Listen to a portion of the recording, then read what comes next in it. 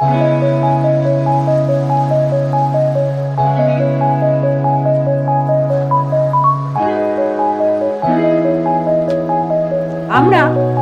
একটি ভিডিওয়ে দেখিয়েছি উদ্ভিদ প্রজনন বিদ্যার লক্ষ্য ও উদ্দেশ্য।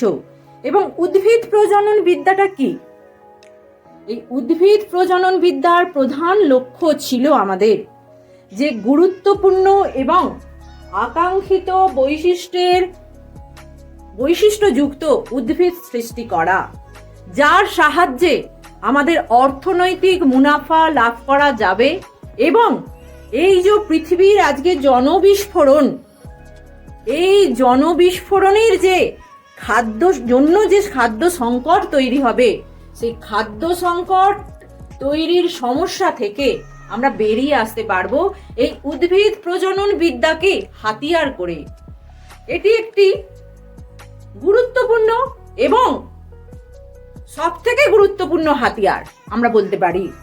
এর সাহায্যে ফসলের ফলন বৃদ্ধি করা যায়, ফসলের গুণগত মান বৃদ্ধি করা যায়, রোগ প্রতিরোধ ক্ষমতা সম্পন্ন ফসল আমরা ফলাতে পারি, অভিযোজন ক্ষমতা সম্পন্ন ফসল আমরা ফলাতে পারি, ফসল ফলানোর সময় সীমাটাকে আমরা কমিয়ে দিতে পারি এবং যে একটা ফসলকে বিভিন্ন মৃত্তিকায় চাষের উপযোগী করে তুলতে পারি এবং কোনো শস্যের মধ্যে, কোনো ফসলের মধ্যে যে ক্ষতিকারক ও বিষাক্ত পদার্থ থাকে, সেই পদার্থগুলোকে নির্মূল করতে পারি।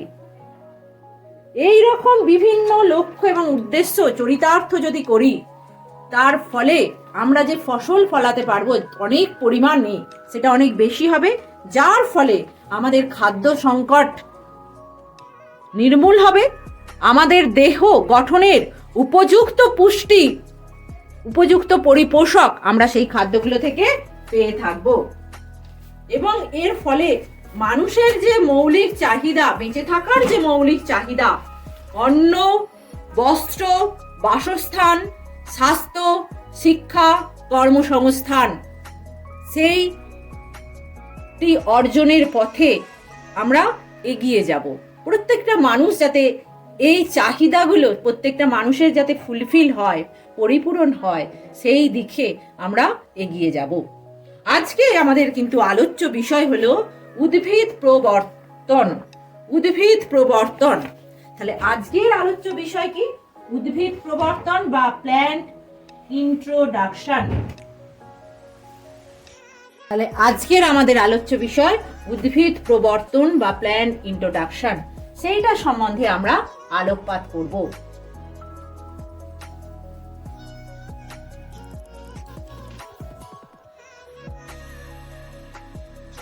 বোঝা গেল? তাহলে দেখি উদ্ভিদ প্রবর্তন বা প্ল্যান্ট ইন্ট্রোডাকশন কাকে বলে।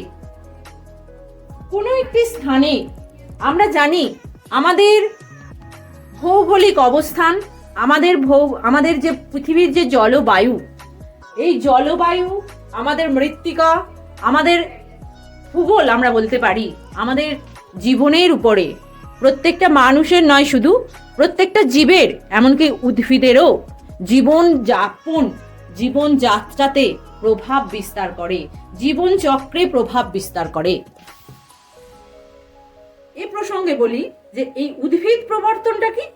যে কোনো একটা স্থানের নিজস্ব পরিবেশে জন্মানো উদ্ভিদকে যখন একটা ভিন্ন পরিবেশে নিয়ে আসা হচ্ছে, এখানে আমি ধরছি একটা উদ্ভিদ তৈরি হয়েছে একটা অঞ্চলে, এই অঞ্চলটার একটা উদ্ভিদকে যদি আমি অন্য একটা পরিবেশে এনে তাকে সেই পরিবেশের উপযুক্ত করে তুলব কিভাবে, সেই উদ্ভিদটা থেকে কিভাবে মুনাফা পাবো, এই যে পদ্ধতি, এটাকেই বলা হচ্ছে উদ্ভিদ প্রবর্তন।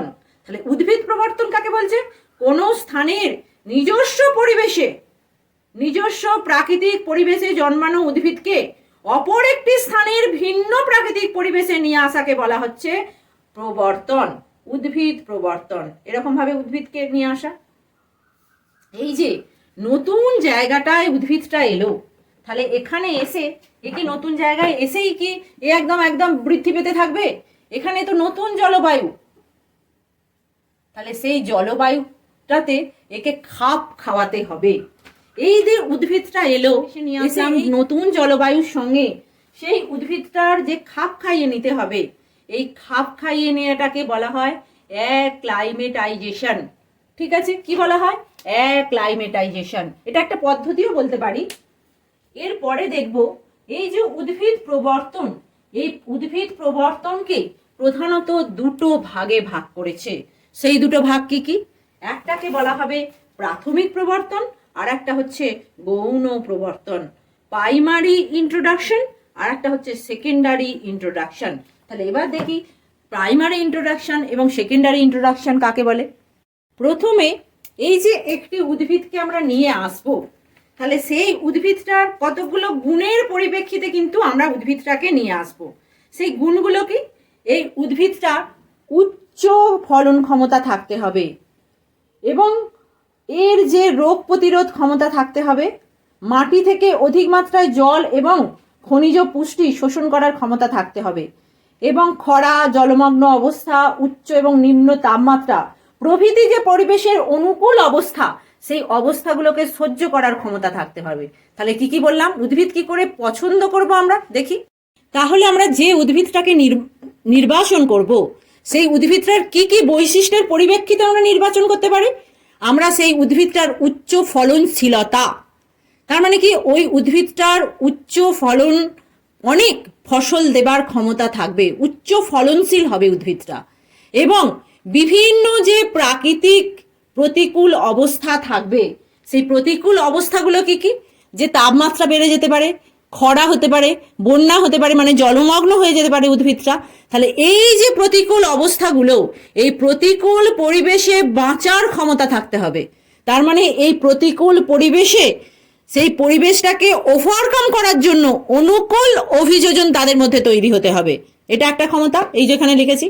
3 নম্বর দেখো, আমরা জানি উদ্ভিদ মাটিতে জন্মায় এবং মাটি থেকে সে পুষ্টি রস সংগ্রহ করে, এবং এই উদ্ভিদের মাটি থেকে সর্বাধিক পরিমাণ পুষ্টি রস সংগ্রহ করার ক্ষমতা তৈরি থাকবে, সেটাও এই উদ্ভিদের একটা বৈশিষ্ট্য হবে। এবং 4 নম্বর বৈশিষ্ট্য যেটা, সেটা হচ্ছে রোগ প্রতিরোধ ক্ষমতা। উদ্ভিদটার রোগ প্রতিরোধ ক্ষমতা থাকবে। তাহলে কি কি বললাম? উচ্চ ফলনশীলতা, প্রতিকূল পরিবেশে বাঁচার ক্ষমতা, সর্বাধিক পুষ্টি সংগ্রহ করার ক্ষমতা, রোগ প্রতিরোধক ক্ষমতা। এই ক্ষমতাগুলো থাকবে, এই বৈশিষ্ট্যগুলো যদি উদ্ভিদটার মধ্যে আমরা দেখতে পাই, তাহলে সেই উদ্ভিদগুলোকে আমরা সংগ্রহ করব। হ্যাঁ, এই যে সংগ্রহ করলাম, সংগ্রহ করে একটা স্থান থেকে আর একটা স্থানে নতুন একটা পরিবেশে নিয়ে আসলাম, তাহলে সেই নতুন পরিবেশের জলবায়ুর সঙ্গে তাকে খাপ খাওয়াতে হবে। প্রথমেই এসে সে খাপ খাওয়াতে পারবে না, তখন আমরা কি করব? আমরা প্রথমে যেটা করব, তখন সেখানে একটা কৃত্রিম পরিবেশ তৈরি করব। এই কৃত্রিম পরিবেশ, যে কৃত্রিম পরিবেশটায় এই উদ্ভিদটা বেঁচে থাকতো, প্রথমে সেই রকম একটা কৃত্রিম পরিবেশ তৈরি করব।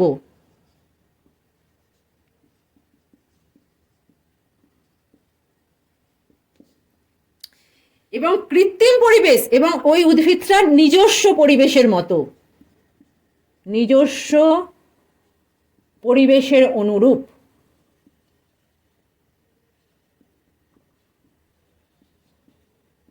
নিজস্ব পরিবেশের অনুরূপ একটা কৃত্রিম পরিবেশ তৈরি করব, এবং ওই কৃত্রিম পরিবেশটাই ও তাহলে ভালো করে বেঁচে থাকতে পারবে, খাপ খাইয়ে নেওয়াটা ওর কাছে অনেক সহজ হবে। তারপর কি করব? আমরা যে স্বাভাবিক যে নূতন পরিবেশের যে স্বাভাবিক যে অবস্থা, ভৌত অবস্থা, সেখানকার আর্দ্রতা, উষ্ণতা, জলবায়ু, সমস্ত কিছু তার মধ্যে তাকে তারপরে নিয়ে আসবো, কৃত্রিম আবহাওয়া সৃষ্টি করব, পরে প্রাকৃতিক পরিবেশে তাকে নিয়ে আসব, নিয়ে এসে তাকে দেখবো সে খাপ খাওয়াতে পারছে কিনা। তাহলে এই যে উদ্ভিদটাকে একটা জায়গা থেকে আর একটা জায়গায় নিয়ে আসবো, যেটাকে বলা হচ্ছে উদ্ভিদ প্রবর্তন, এটা আমরা বললাম দুটো ভাগে বিভক্ত। একটা হচ্ছে প্রাইমারি প্রবর্তন, হ্যাঁ, বা প্রাথমিক প্রবর্তন, আর একটা হচ্ছে গৌণ প্রবর্তন। এই প্রাথমিক প্রবর্তনটা কাকে বলছে? প্রাথমিক প্রবর্তনটা বলছে, দেখো, যে প্রবর্তনের ফলে এই প্রবর্তিত নতুন উদ্ভিদটা নূতন পরিবেশে, এই যে তারপরে কৃত্রিম পরিবেশ থেকে এই যে নূতন পরিবেশেও ভালোভাবে বৃদ্ধি পাবে, এই উদ্ভিদটা তখন নূতন পরিবেশে ভালোভাবে বৃদ্ধি পাচ্ছে। এবং তার কোনো জেনোটাইপিক পরিবর্তন হচ্ছে না। উইদাউট জেনোটাইপিক পরিবর্তন এ যখন ভালোভাবে বৃদ্ধি পায়,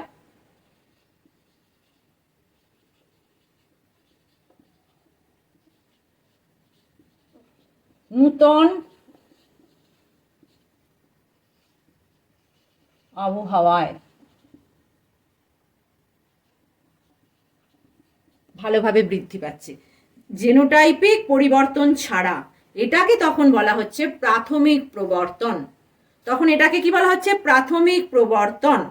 বোঝা গেছে?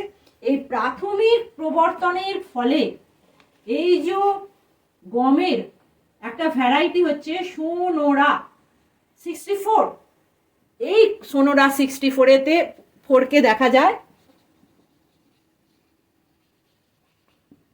গম, এটা হচ্ছে ওয়ান টাইপ অফ গম। এ কিন্তু এই প্রাথমিক প্রবর্তন ঘটিয়ে খুব ভালোভাবে নূতন পরিবেশে মানিয়ে নিতে পারে, এই গমের এই প্রজাতিটা। বোঝা গেল? এরপরে দেখব গৌণ প্রবর্তন কাকে বলে। গৌণ প্রবর্তন কাকে বলে? গৌণ প্রবর্তনকে বলা হয়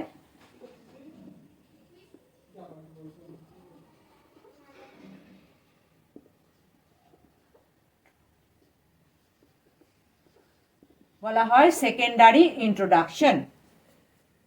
এই যে প্রাথমিক প্রবর্তিত প্রজাতি, এই যে প্রবর্তিত প্রজাতি প্রাথমিকভাবে, এই প্রবর্তিত প্রজাতির সঙ্গে তখন কি হবে? এখানে যে লোকাল যে প্রজাতি আছে, সেই লোকাল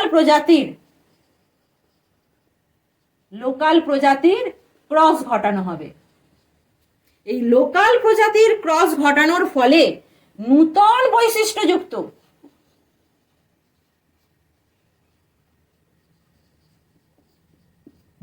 বৈশিষ্ট্যযুক্ত উদ্ভিদ উৎপন্ন হবে।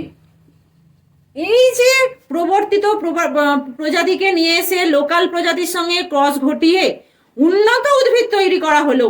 এইভাবেই তৈরি করা হয়েছে গমের হচ্ছে দুটো উদ্ভিদ, একটা হচ্ছে সোনালিকা আর একটা হচ্ছে কল্যাণ সোনা। সোনালিকা এবং কল্যাণ সোনা হচ্ছে গৌণ প্রবর্তনের ফলে সৃষ্টি হওয়া উদ্ভিদ, সোনালিকা এবং কল্যাণ সোনা। বোঝা গেল? দেখো, এরপরে আমরা দেখব উদ্ভিদ প্রবর্তনের উদ্দেশ্য। উদ্ভিদ প্রবর্তনের উদ্দেশ্যটা কি? এই যে বিভিন্ন জায়গা থেকে আমরা গাছ আনছি, আমরা তার বীজ নিয়ে আসছি, এই যে গাছ এবং বীজগুলোকে সংরক্ষণ করে রাখা, তবে তাকে নিয়ে আমরা পরীক্ষা নিরীক্ষা করতে পারবো। এই যে এই সংরক্ষণটা আমরা কিভাবে করব? আমরা জার্ম প্লাজম সংরক্ষণের মাধ্যমে আমরা এটা করতে পারি। এবং এই যে বিভিন্ন প্রজাতিকে আমরা সংগ্রহ করছি, সেই প্রজাতিগুলোর অভিব্যক্তি স্টাডি করাও হচ্ছে উদ্ভিদ প্রবর্তনের একটা উদ্দেশ্য। তাহলে উদ্ভিদ প্রবর্তনের উদ্দেশ্য কি আমরা জানতে পারলাম। এরপরে আমরা দেখব উদ্ভিদ প্রবর্তন কিভাবে করা হচ্ছে, কি কি পদ্ধতি, সেটা আমরা এবার আলোকপাত করব। এই পদ্ধতিতে প্রথমেই আমাদের কি করতে হবে? উদ্ভিদ বা জার্ম প্লাজম সংগ্রহ করতে হবে। জার্ম প্লাজমটা সংগ্রহ এবং সংরক্ষণ করতে হবে। এই যে উদ্ভিদ বা জার্ম প্লাজম সংগ্রহ করব, আমরা কোথা থেকে এই সংগ্রহটা করব? দেখি কোথা থেকে।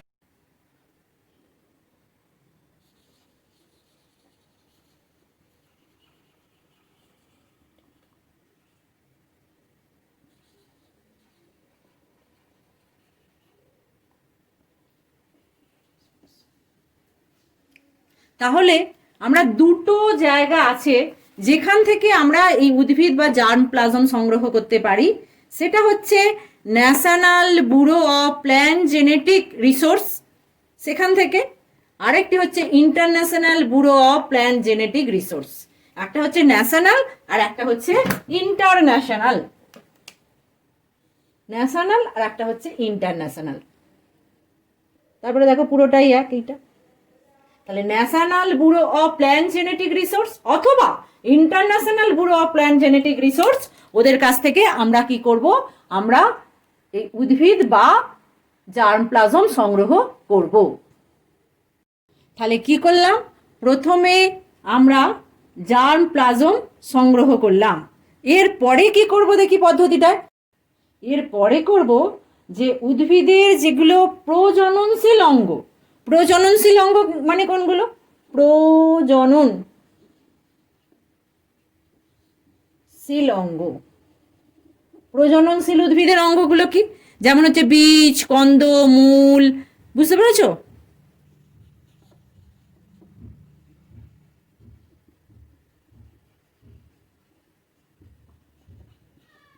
দ্রাবক,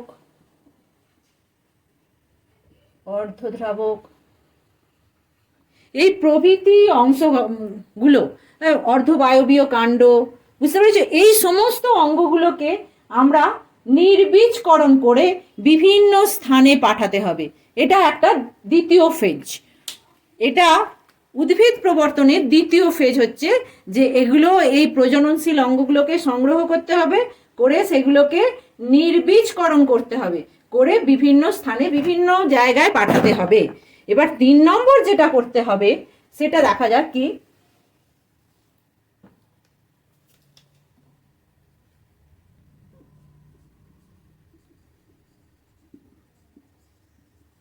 কোয়ারেন্টাইন। তৃতীয় যে ধাপটা যেটা করব, সেটা কোনো দেশ থেকে কিংবা অন্য রাজ্য থেকে, অন্য জায়গা থেকে যে উদ্ভিদ অঙ্গগুলোকে যেগুলো আমরা নিয়ে আসলাম, সেগুলোকে এই আনার পথে বিভিন্ন অণুজীব, যেমন ব্যাকটেরিয়া, বিভিন্ন ছত্রাক দ্বারা সেগুলো আক্রান্ত হতে পারে। তাহলে সেগুলোও সেই বিভিন্ন অণুজীব দ্বারা আক্রান্ত কিনা সেগুলোর পরীক্ষা করা হবে, এবং তাকে তখন একটা নির্দিষ্ট জায়গায় রেখে দিতে হবে, যেটাকে আমরা বলবো কোয়ারেন্টাইন। এই কোয়ারেন্টাইনে রাখতে হবে। রাখার পর যেটা তৈরি করতে হবে সেটা ক্যাটালগ তৈরি করতে হবে।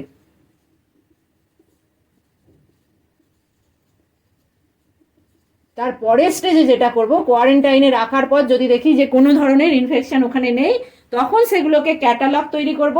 যেগুলোকে আমরা বিদেশ থেকে এনেছি সেখানে কি লিখব? ইসি। এটা হচ্ছে বিদেশ থেকে আনা।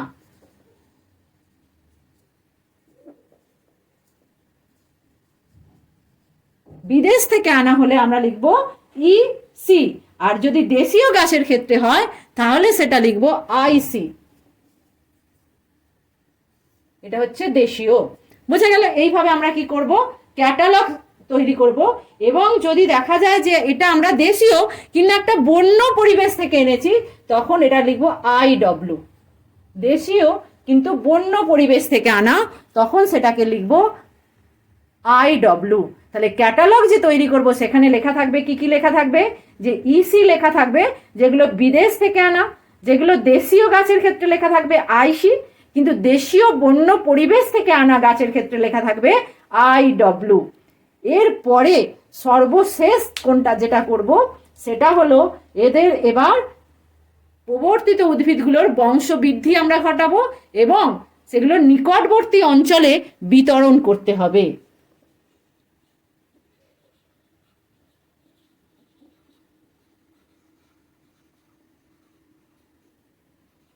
ও নিকটবর্তী অঞ্চলে বিতরণ।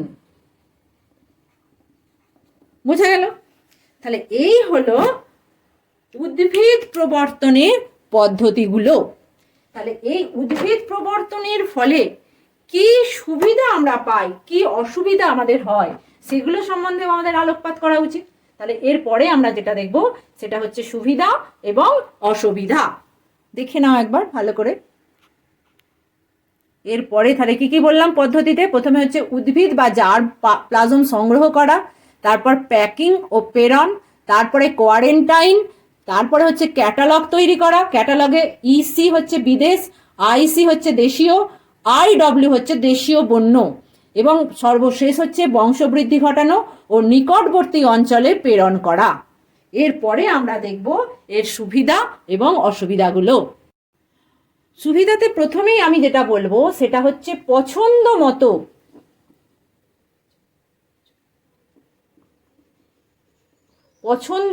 নির্বাচিত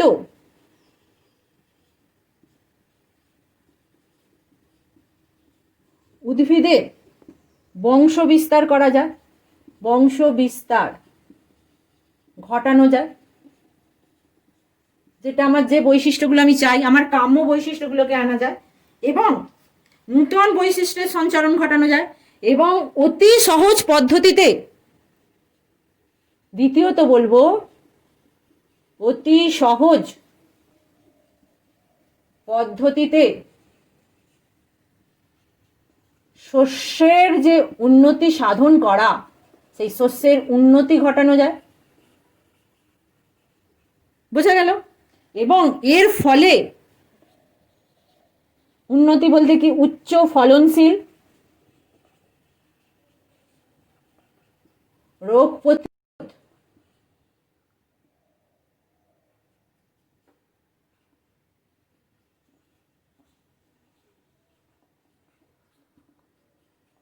প্রতিরোধ, ক্ষমতা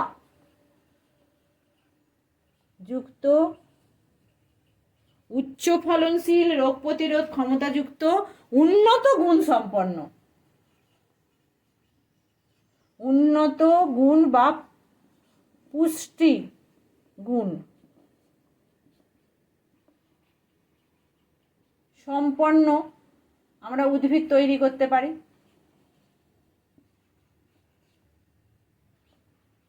সৃষ্টি করা যায়। তাহলে এর সুবিধাগুলো আমি কি বললাম?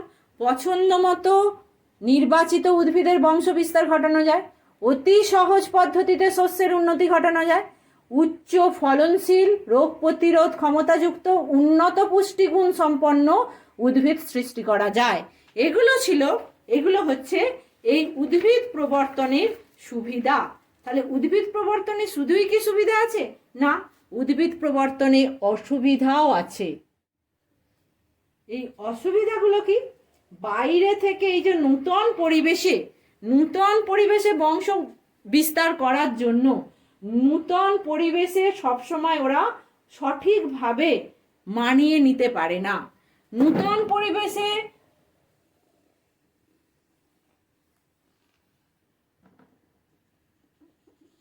সঠিকভাবে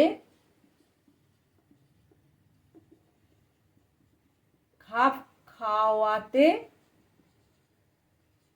পারে না। এটা একটা সমস্যা, যে সঠিকভাবে উদ্ভিদটা খাপ খাওয়াতে পারে না এবং বাইরে থেকে আনা গাছের মধ্যে কিছু রোগ দেখা যায়, সেই রোগগুলোকে কাটানো যায় না এবং বিভিন্ন আগাছা তৈরি হয়, যে আগাছাগুলোকেও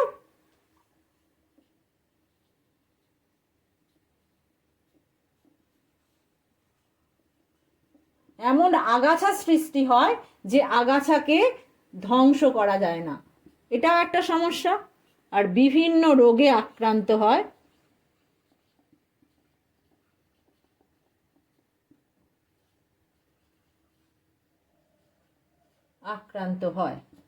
এই রকম কিছু কিছু সমস্যা এই উদ্ভিদ প্রজনন বিদ্যার উপায়ের, যে 1 নম্বর উপায় সম্বন্ধে যেটা আমরা আলোকপাত করছি এখন, উদ্ভিদ প্রবর্তন বা প্ল্যান্ট ইন্ট্রোডাকশনের সমস্যা হচ্ছে এইগুলো। বোঝা গেল? তাহলে আজকে আমাদের আলোচ্য বিষয় ছিল উদ্ভিদ প্রজনন বিদ্যার একটি উপায়, উদ্ভিদ প্রবর্তন। আজকে আমাদের আলোচনা এখানেই শেষ হলো।